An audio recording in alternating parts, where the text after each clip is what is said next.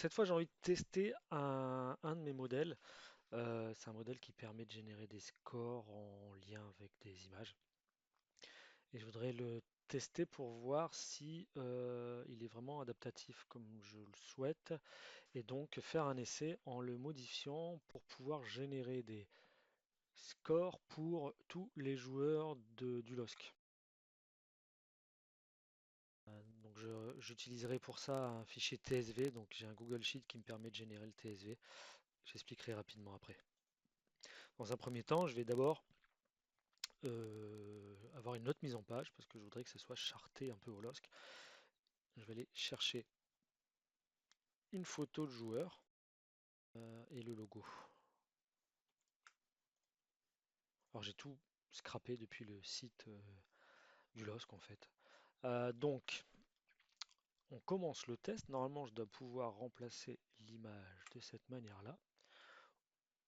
OK, et j'ai une zone qui définit la place que doit prendre l'image. Donc là, moi, l'image remplit toute la zone, mais je veux pas que ça remplisse la zone, je veux être sûr que l'image soit complète. Donc effectivement, quand je choisis cette option, ça marche bien. Je vais avoir une barre trop large par rapport à mes joueurs. Donc normalement, si je réduis la barre, la proportionnalité se fait et tout est recalculé automatiquement. Et je sais que je peux réduire voilà, à la même largeur. OK. Je vais enlever le fond. Je veux pas le voir. Et je vais réduire l'image à 3 secondes. Et comme j'ai pas point clé, normalement, si je coupe, ça fonctionne. OK. Donc, je vais vérifier l'animation d'entrée, l'animation de sortie. Donc là, on est bon. Ah, bah, je vais vouloir changer les couleurs de cette barre quand même pour les charter un peu. Alors, j'ai la barre master. Je voudrais qu'elle soit peut-être en bleu. Elle est bien bleue. Et lui, je vais enlever la teinte là. Je vais le prendre en rouge.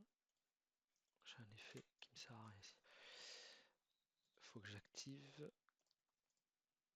Et j'ai. Alors ça, c'est moi qui le sais que j'ai enlevé sur ce modèle un pourcentage. Voilà.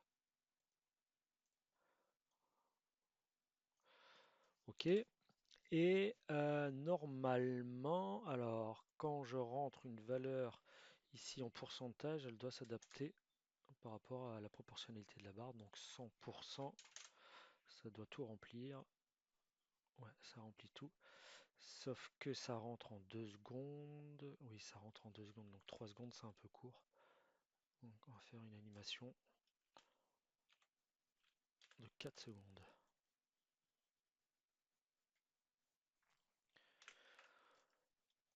Je la check pour voir ce que ça donne.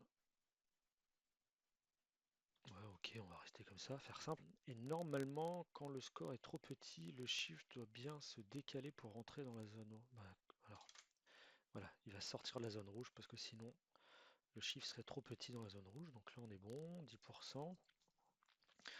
Ok, alors pour ça, pour batcher tout ça, je vais utiliser un script que je me suis fait sur mesure et qui récupère les infos d'un TSV. Donc le TSV, il faut que je le génère et pour le générer, j'en fais un modèle sheet que j'organise de cette manière. Dans une feuille, je regroupe toutes les infos que je veux par joueur. Donc j'ai une ligne par joueur et plein de colonnes pour différentes infos. Donc je peux en rajouter si je veux. Et ensuite, j'utilise cette page-là qui va venir chercher des infos dans celle-là. Donc en fait, normalement, ici, si je change par meunier, euh, j'ai les colonnes ici qui changent aussi. Donc ça marche. Et en fait, chaque ligne vient se rapporter au chiffre que j'ai ici. Donc ça me permet d'aller chercher. Par exemple, si je veux récupérer, parce que moi, ce que je vais vouloir récupérer en l'occurrence, c'est le pourcentage et le nom du fichier de la photo pour remplacer l'image qui est là et pour changer la valeur de cette barre rouge. Donc dans un premier temps, j'ai dit quoi? Les pourcentages, donc bah, c'est bien celui-là. quand je mets 17 ici, voilà, je récupère bien les infos de la colonne 17 qui est le score. Et euh, il faut que je vérifie comment ont été nommées les photos des joueurs. Donc les photos des joueurs sont avec leur nom. Bentaleb pour Bentaleb. Donc le fichier bentaleb.png doit être appelé quand on va avoir une compo qui utilise Bentaleb, etc. Vous ne comprenez peut-être pas, mais je me comprends. Donc ça c'est bon. Et donc ici il me faut les noms de famille. Donc voilà. Et donc maintenant il faut que j'indique quel est le calque qui va être concerné par les noms des fichiers images. Donc c'est le calque 6. Donc je dois rentrer ici l'index du calque 6. Et quel est l'index du calque qui utilise la valeur de score? Donc c'est celui-là, moi c'est le 4, donc je rentre 4 ici. Voilà. Alors oui, en fait, je me remarque que j'ai un code random pour les scores. Donc à chaque fois qu'on modifie des infos, ça change les randoms. Mais bon, pour l'exemple, on va dire que c'est bon. Ok, donc je dois télécharger ce fichier en TSV. Voilà, je l'enregistre à score. Oula. Ensuite, je vais donc chercher le bon TSV. Voilà, normalement il me redonne des infos. Je peux même vérifier le TSV. J'ai le son qui va fort. Je peux vérifier que je sois bon. Donc en fait, je vais bien modifier le calque 6 et 4 et j'ai les noms, les prénoms, les scores. Donc en fait ça me redonne un aperçu de ce que je suis en train d'utiliser comme info. Donc si je modifiais cette feuille-là et que je la réexporte, les infos là vont être changées aussi. Ça permet de les revoir si on n'a pas, par exemple, si on n'a pas accès aux fichiers en ligne, quoi. Et c'est pas la hauteur mais la largeur de ce rectangle que je veux changer. Donc je dois changer ici Y par X pour que ça fonctionne. Ok, et normalement on est bon.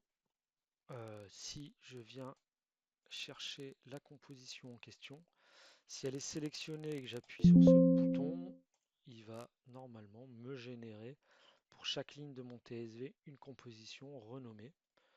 Alors, Alexandro, il a 30%. Donc la photo d'André est la bonne.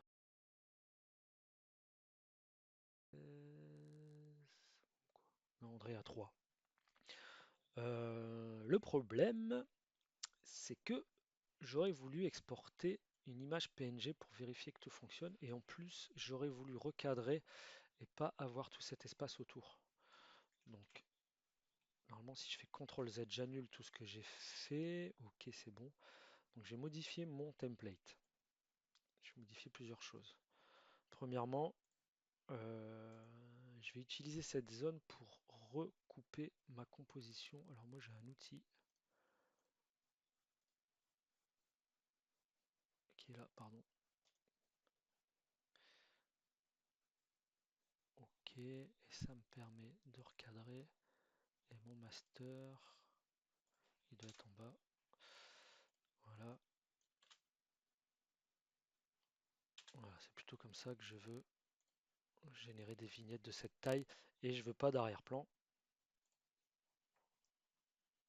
Pas de fond. Ouais, ok. Super. Mais bien, on est bon. Donc là, je vais le reprendre. On est bon. Je rappuie sur comp.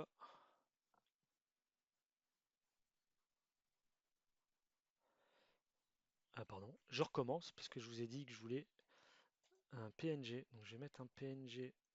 Alors si je mets en fait un repère ici sur ma timeline PNG, ça va me permettre d'exporter une image pour tous. Donc je recommence. Petit CTRL S. Générer mes comps. Et je vais sélectionner les compositions pour lesquelles je veux exporter un PNG. J'appuie là. Pourquoi je fais ça? Ça me permet de visualiser rapidement que les textes et les scores sont bons. Donc normalement il a dû me les générer dans un dossier render, voilà. Et donc, ça me permet de vite checker comme ça qu'on est bon, qu'il n'y a pas de problème de cache.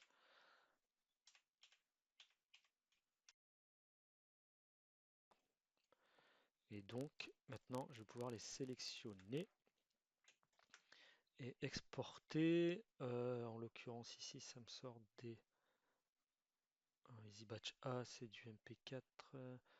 EasyBatch B, on va faire.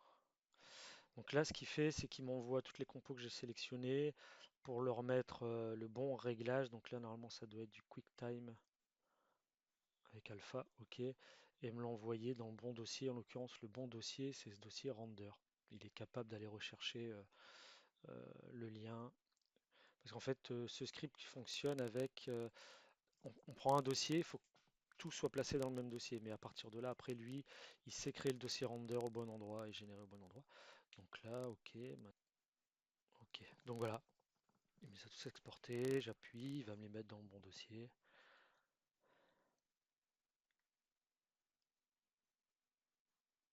On va essayer de calculer.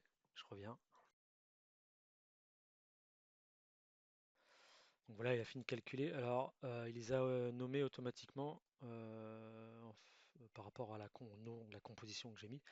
Et en fait, ce nom de composition vient de cette colonne-là, pour info, de cette colonne-là. En fait, là, je peux mettre un peu ce que je veux, sauf s'il y a le mot project. Dans ce cas-là, mon script, il sait que il faut utiliser cette colonne pour renommer les compositions. Donc j'aurais pu créer une autre colonne, j'aurais pu mettre project ici et faire et voilà, il m'aurait nommé mes compositions comp 1, comp 10, comp 1, comp 2, etc. Et il ne se serait pas appelé Alexandro, mais comp 1, comp 10, etc. L'intérêt aussi d'avoir un Google Sheet pour pas tout refaire ce genre de choses à la main. C'est parce que là, c'est marqué project, donc il va chercher ce mot-là dans le script. Si je change ce mot-là, il faudra que je le retrouve dans mon tableau pour qu'il soit en capacité de savoir comment il doit renommer les compositions. Pardon. Donc là, il m'a tout fait. Je vais les importer. Ok, puis je vais faire une nouvelle composition. Par exemple, eh ben, imaginons que je vais vouloir les mettre ici. Je pourrais en avoir là aussi. Peut-être faire une comparaison de deux joueurs par exemple. Voilà. Bon, mon modèle a quand même fonctionné. Pour le plaisir, on va se faire une petite grille bento. J'en ai combien? 2, 3, 4, 5, 6, 7, 8, 9, 10, 11, 12, 13, 14, 15.